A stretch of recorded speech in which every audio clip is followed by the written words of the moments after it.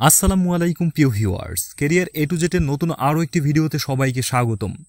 সরকারি চাকরিজীবীদের দীর্ঘদিনের প্রত্যাশা ছিল একটি নতুন মহার্ঘ ভাতার। অবশেষে সরকার একটি ঘোষণা দিয়েছে, যেখানে বলা হয়েছে সর্বনিম্ন 1000 টাকা মহার্ঘ ভাতা দেওয়া হবে। এই ঘোষণায় উচ্চপদস্থ কর্মকর্তাদের মনে খুশির জোয়ার বইলেও সাধারণ কর্মচারীদের মধ্যে ব্যাপক অসন্তোষ বিরাজ করছে। কারণ এই ভাতার হার ও কাঠামোতে আবারও স্পষ্ট হয়েছে বৈষম্য। উচ্চপদস্থদের জন্য সুযোগ আর নিম্নপদস্থদের জন্য আশাভঙ্গ। প্রথমত, যে হারে দ্রব্যমূল্য বেড়েছে সে তুলনায় এই ভাতা একেবারেই অপ্রতুল।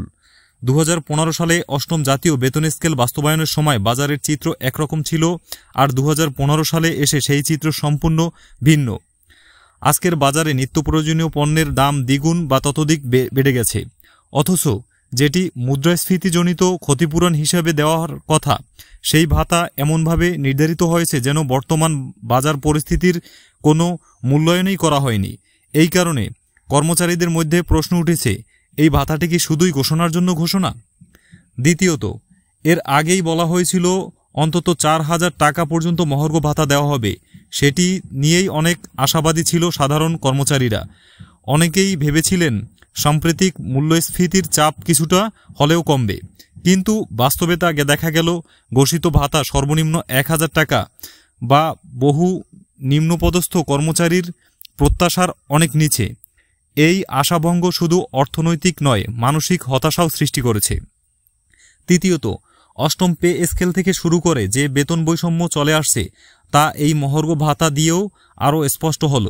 উঁচু পদে যারা আছেন তাদের বেতনের সঙ্গে ভাতার অনুপাত বা মোটা সুবিধা অনেক বেশি, অথচ যারা দিন রাত খেটে অফিস চালিয়ে রাখছেন তাদের জন্য এই ভাতা যেন তামাশা।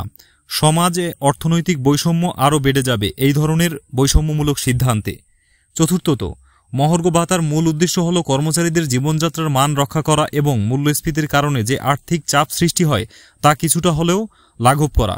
কিন্তু বাস্তবতা হলো বর্তমানে একজন নিম্নপদস্থ কর্মচারীর মাসিক বেতন দিয়ে ঠিকমতো বাজার করা, বাড়ি ভাড়া দেওয়া, সন্তানদের পড়াশোনার খরচ চালানো অসম্ভব হয়ে পড়েছে। এই পরিস্থিতিতে 1000 টাকার ভাতা যেন এক প্রকার উপহাস।